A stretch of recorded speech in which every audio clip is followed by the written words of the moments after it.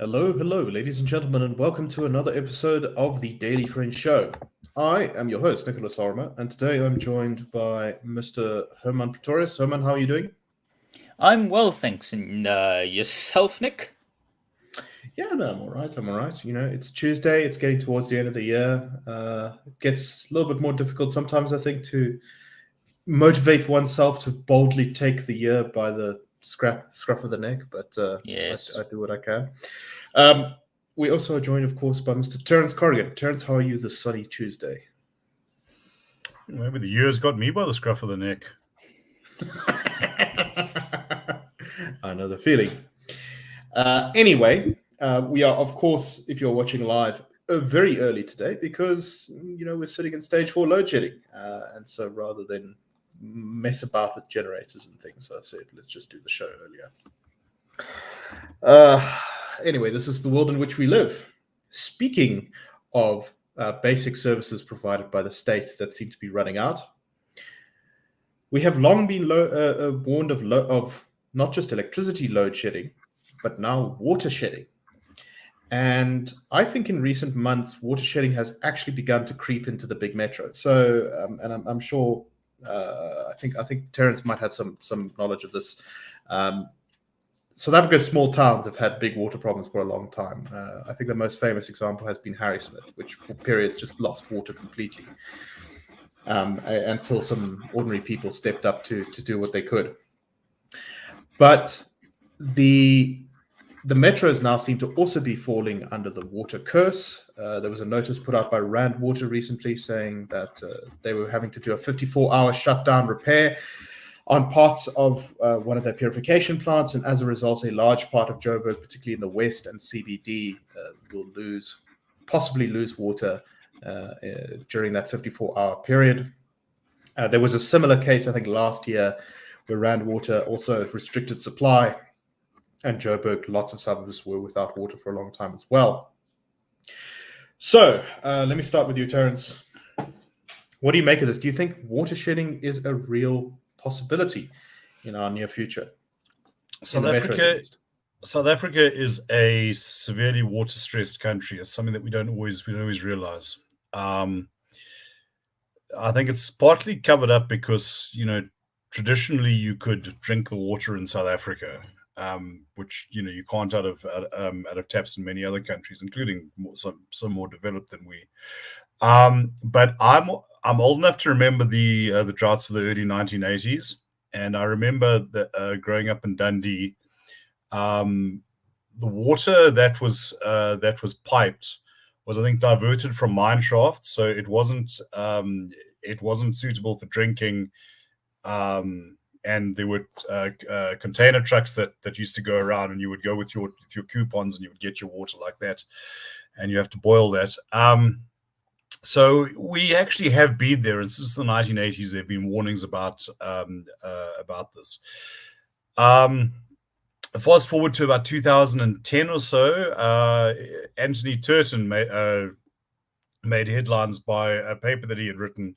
It was for the CSIR, which ultimately got him expelled from that organization, saying that this water problem was becoming acute, that we had kind of allocated all the water we have, and there's no margin for error anymore. And now it becomes a case of using the infrastructure to extract the maximum utility out of it.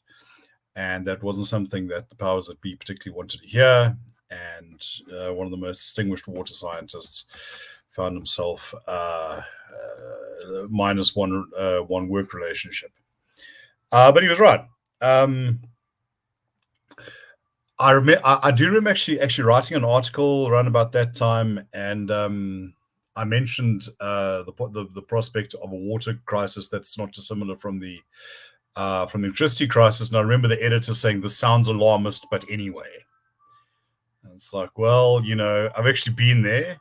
I remember bathing in that zinc tub, heated with an immersion heater, back in like 1983. Dundee, as I understand it right now, has severe problems, erratic water provision. A lot of this is because the infrastructure wasn't maintained. You have a lot more demand for it, and we're going to have to, and if we were going to meet this head on, there's various things you can do. Like the Lesotho Highlands Water Project, for instance, is one. But desalination, reclaiming water, and simply the issue of water leaks. I mean, the volume of lost water. No one can. I'm not aware of any hard numbers, but I know that it can be estimated to be as much as a third of the water that is used by a city like Johannesburg, because a lot of the stuff is underground. It's seeping into the soil. No one notices it. You only really see it when the thing erupts up through an intersection. Yeah. And then, everyone gets their cell phones out and wow, it's so cool, man. So, yes. Yeah. I must say, I'm prepared to put up with 54 hours of restricted water, if this means that they actually are maintaining the plant. The problem is, I wonder just how much this is about a sort of emergency measure. Yes, you see, I fear that that's the problem, because I believe that there was a similar problem last year when Rand Water had to suddenly cut water to large parts of Johannesburg. So Hermann, I mean, this now seems to be coming to Joburg and Pretoria, but it also, Cape Town and Port Elizabeth have been dealing with severe water restrictions for a while now. I think Cape Town's has lessened, but Port Elizabeth, I know, is still quite hectic. I stayed in a hotel there about 2 years ago, and I remember just signs all over the bathroom saying, "Here's how you save water. Please save water." What do you make of this whole situation? Yeah, no, I think two things is South Africa loses about 1.1 million liters of water due to leakages in pipes and reservoirs. So it is actually a massive number. It is, and if you think about the fact that's about 150 households monthly water usage. If you go on the average of 250 liters per day, 7,500 liters per month for your average household in South Africa. So that's one thing. We can actually, just on the pure basics. I mean, maintaining water infrastructure really isn't rocket science. It's something incredibly basic. That people like Lindiwe Sisulu, no, not Lindiwe, yeah, it is Lindiwe Sisulu, have just, when she was in her time, and wasn't Nomvula Mokanyane also minister for, responsible for water infrastructure and so on? But anyhow, so I think so. At one point, yeah. Just the basic maintenance, the very, very entry level stuff that a government can do to, have proper usage of water resources is infrastructure maintenance, and that was just not done for years and years and years in South Africa. And there are elements of national failure, there are elements of provincial and, of course, local government failures as well. And that's why it's so frustrating in looking at the election that we've just had. Because what's dominating conversation in South Africa now? Load shedding and a bit of water crisis, basic service delivery issues. If only there was a mechanism through which South Africans could, address or hold accountable those people responsible for managing these things. If only. But I mean, let's not chase unicorns. But so that's the first thing. Is this is a long time coming, and one of the things about consistent ideological failure is you can really sort of see where this is heading. What happened to Eskom will happen to water if the ideology applied to Eskom is applied to water infrastructure in the country. And you could just plot these failures because of the consistent ideological convictions of the ANC for the last 15 years. It's not difficult to see where this is going. They are remarkably consistent in this regard. People often talk about, oh, we need policy certainty. Well, with the ANC, we have policy certainty. We are certain that the policies will be bad ones and will erode whatever infrastructure and means for socioeconomic upliftment we have. Then the second thing is in rural South Africa, as you point out, I mean, this is now spilling over into the metros. In rural South Africa, this has been a thing for at least a decade, where you go to Ventersburg, you go to Delarevel, Northwest, Free State towns that I've recently visited in the last few months, and just water being turned off for a couple of days it's just a thing. It is something that these people must live with, and on a regular basis. So the real worry here is that this is a water poor country, and we have been behaving like we're not, and we will need resources to, as Terence say, explore the alternative water source options. But we are hamstrung in that regard by a government that can't buy an ice cream without being corrupt. So these are massive projects and this is where I do think a state has a role to play. The state is just their entity, whether it's local, provincial, or national. These are massive projects that require massive investment. But the massive risk is that we have a massively corrupt government. So we really are up excrement creek without a paddle. And the problem is, without even water to keep us, slightly separated from the floating turds. Right, and we've had some of these problems. You've obviously been near the Vaal River lately. Your descriptions, part of the problem here is that some of these issues have been going on for such a long time now that you can't just fix them at a municipal level or at a provincial level. They need to kind of have changes at all levels. I mean, the kind of Cape Town water crisis comes to mind, where I know that while the city may have made some mistakes in the early years, there was also a lot of issues caused by the fact that the national government hadn't built certain dams and water storage things. And of course, Rand Water is, I think, a provincial or a national division rather than a municipal one. So not only is Joburg's pipes leaking, but now we also see the older infrastructure in the province is not working so well.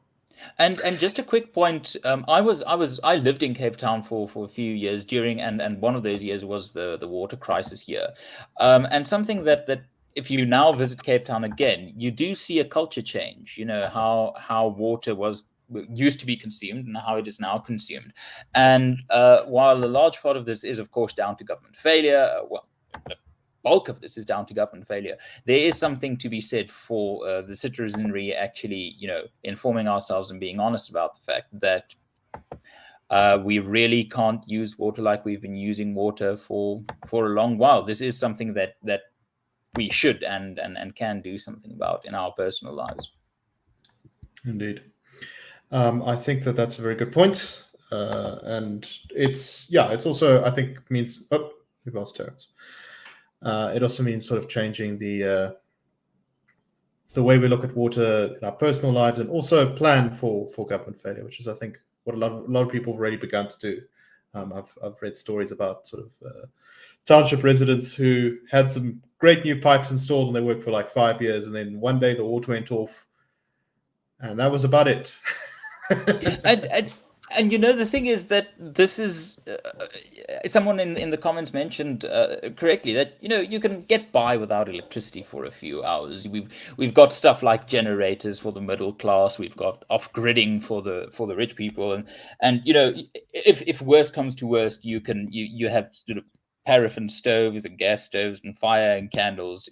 Power is something we can sort of manage without, to an extent, in limited damage control circumstances. Water, not so much. This is a recipe for disaster, for the outbreak of water-based diseases. If you are going to start relying on unsafe water sources, it is, of course, also a massive threat for childhood malnutrition and just dehydration, which in the infant stages of life is very, very dangerous. So it's just if ever an ANC politician or any politician in government just tries to talk about the black child and black this and how they want to do stuff for black South Africans, just realize that every time these things when things actually hit the fan, the people suffering most are the poorest South Africans, who suffered the most under apartheid as well. Indeed. Right, let us move to our neighbor, Botswana, who we do not talk about that often, but it's been quite an interesting development of Botswana, one that's not particularly good, but it's still sort of interesting in what it says, I guess, about the politics of the region. So Botswana is looking to begin restricting work by foreigners.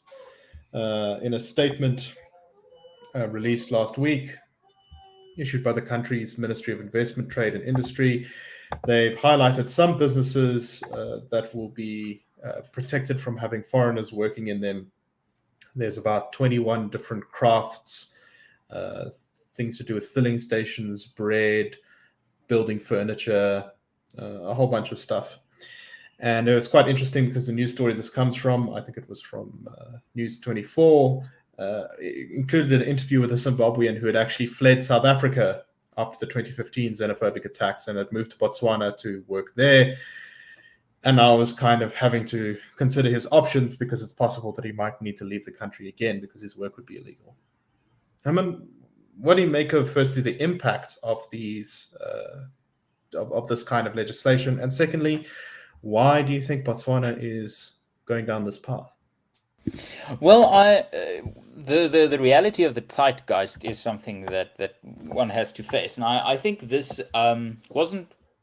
Let me choose my words carefully. Not caused by Donald Trump, but there's a global, I think, dissatisfaction with the idea of free markets and globalization, especially if you look from the middle of the 20th century onwards, where industries started to really decline in countries where manufacturing and your basic basic industries of manufacturing were significant parts of employment, and if something is a significant part of the employment framework or the employment culture of a country, it becomes part of the social fabric. And I think that's part of what why the North, until the previous election, the North of England still have this hatred of the Conservative Party because of the idea that Margaret Thatcher destroyed not only a sector but whole communities and the way of life of millions of people. And one can get into the details of that, whether that is true or not. But the reality is that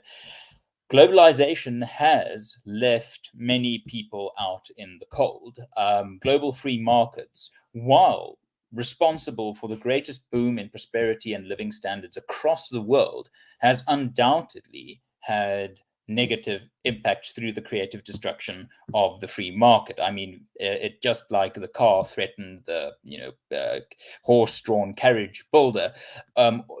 Progress and technological and manufacturing progress and the focusing of hubs of manufacturing, industrial manufacturing across the world, these have consequences in the sense that it becomes cheaper to import manufactured goods from China or from the East than to manufacture them locally.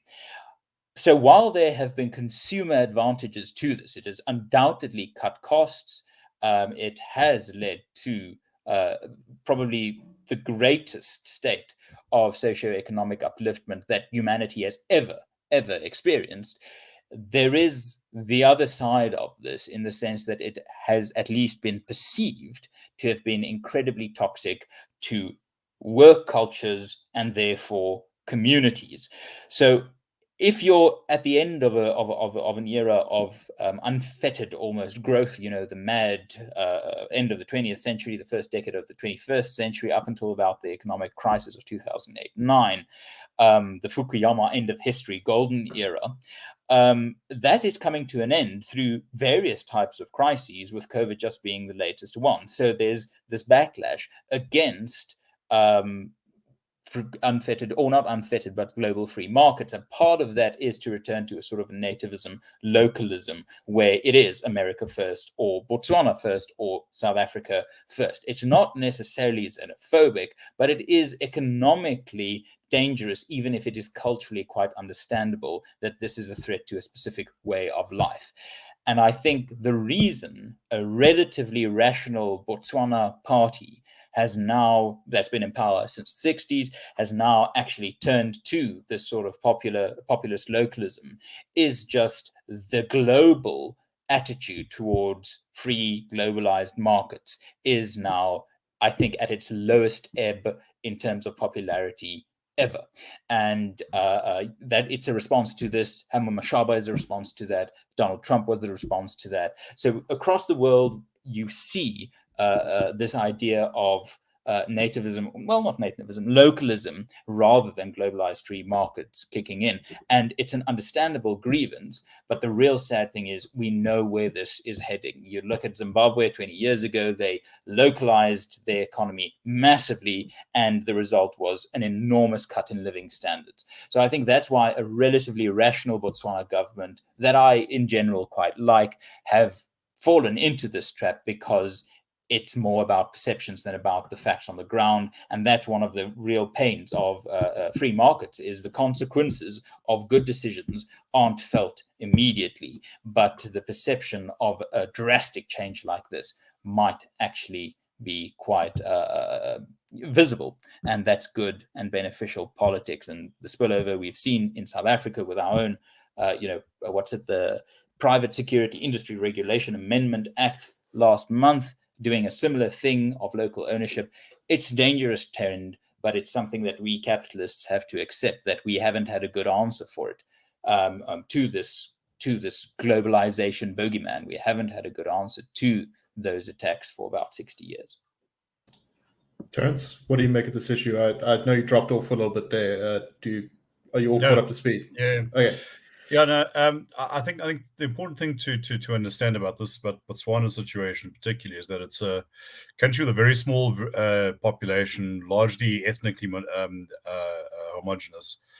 It also has a very, very high unemployment rate. I mean, it's 20s, 30s, and its government appreciates that the mineral wealth will run out, which is not always something that extractive economies do.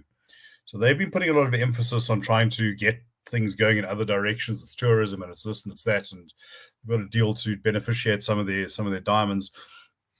I suppose, I think that's something that you need to see within this kind of context. That there are rational drivers to it. Whether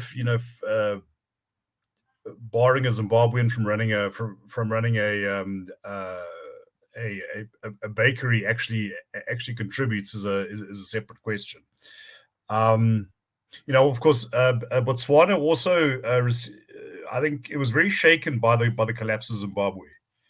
Whereas a million Zimbabweans coming into South Africa get sort of swallowed by a population of 50 million, as it was at the time.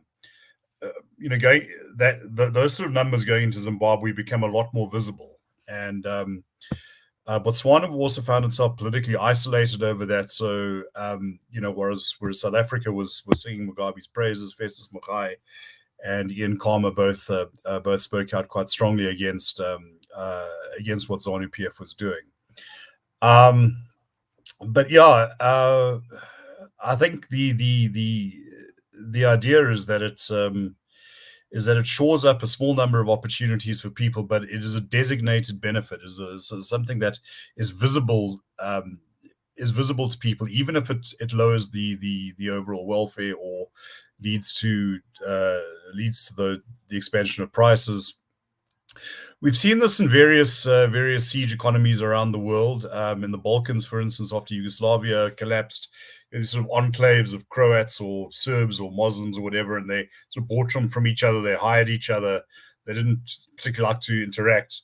And you can sort of tick along like that for, well, semi-indefinitely, but inflated prices, soft currencies, etc., etc., etc. What you see happening in Botswana, incidentally, isn't very, very different from what's been promised in South Africa, that the township economy must be for local township residents.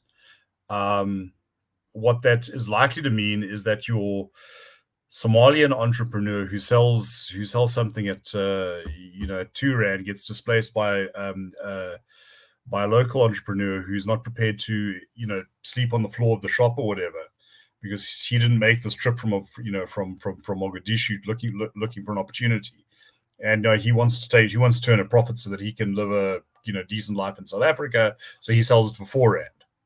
Now it's great for him. It's maybe great for the couple of people he employs. It's not so great for people whose products end up costing more. Definitely so. Anyway, I think with that, let us move on to our final topic for today. And this one is, I don't know how much there is to say about it, but it was quite shocking. So there's been a little bit of South Africa, shocking. Well, there's been a little bit of discrepancy in the reporting on this, so I'm not actually sure what the street value is. But the story is that the Hawks, who are supposedly the elite of or one of the elitist parts of our police force, had 541 kilograms of cocaine stolen from one of their offices in KZN. I think so. The first story I saw quoted this as being worth 200 million rand. I, to be honest, haven't bought cocaine in a while, so I haven't. So I don't know the exact price. I saw another saying that it was worth 2 million. I think the 200 million is probably closer because it is half a ton of cocaine. But anyway, so the Hawks. The way the story is reported is quite funny because it says the Hawks said a case of business burglary had been registered for further investigation after the break-in that happened between 4 p.m. on Friday and 7 a.m. on Monday. One of the safes in the office, which was used to store exhibits, was tampered with, and they gained entry into the building by forcing open the window. Right. So they don't say it was broken into. They say it was tampered with. So I don't know, maybe the lock was picked on the safe or something. But it seems a little bit concerning to me if half a ton of cocaine is going missing from some police headquarters. Terence, what do you make of this? Well, the first question is, how does anyone walk into that room and breathe the air without getting high if there's there's half a ton of white lady lying on the table? Secondly, you need a Hilux to transport that away. It's probably trailing it. And they got in through the window. Wow. That's the kind of thing you might see in Sherlock Holmes movies from the 1930s. Watson, they got in through the window. I mean, isn't everything in this country like burglar guarded and whatever? I don't know. I don't really know what to say. Mark said something about history being repeating itself versus tragedy, and then it's farce. I think we were into post-farce when this sort of thing is happening. But I mean, the brazenness of it. This isn't walking out with a little banky or something like that. I mean, like I say, this is you probably have to load this onto a Hilux and sort of drive it off. Right? Are you just gonna party for the next 7 years of your life, or are you gonna try and sell it? I presume it's going to be sold, but now I must say that considering that this is all stored in an office, and the guys immediately broke in through the window and came in and picked the lock, or maybe got into. I assume it was like a whole room safe rather than like a little thing in the wall. If it had half a ton of cocaine in there, but I think. Am I crazy, Hermann, to think that this might maybe have been an inside job? I don't know. Is it possible? Yes. Yeah. I mean, that's the real problem. That's the real problem here. Is this? It's newsworthy because it's a hell of a lot of cocaine. But if you actually go look at the record of all police departments and the Hawks for all its protestations, it is really just one of those. It is fundamentally different from the Scorpions in the sense that it, if I understand correctly, also reports to the Minister of Police or so. These things get lost all the time. I think probably the best example is weaponry, guns and ammunition that gets confiscated, then gets sold, and we inside job after inside job. And I think without making too much of a drug pun, what are the chances of this being an inside job? Well, very high. Oh no. You see, you made that close to the end so that we can end the show before anything else happens. Anyway, so yeah, I think that's all the time we have for today. Thank you very much for watching. I'm snorting in amusement. Oh no. Please support, if you enjoyed the show, please like the video, give us good reviews online. Please subscribe to our channel if you want to see more of this stuff. And please support the Institute of Race Relations, which you can do by SMSing your name to 32823, and then we will sign you up to become a funder of our vast conspiratorial network that that is apparently controlling South Africa's political scene. I wish. Anyway, let us say goodbye, and we'll see you tomorrow on the Daily Friend Show. Cheers, everyone.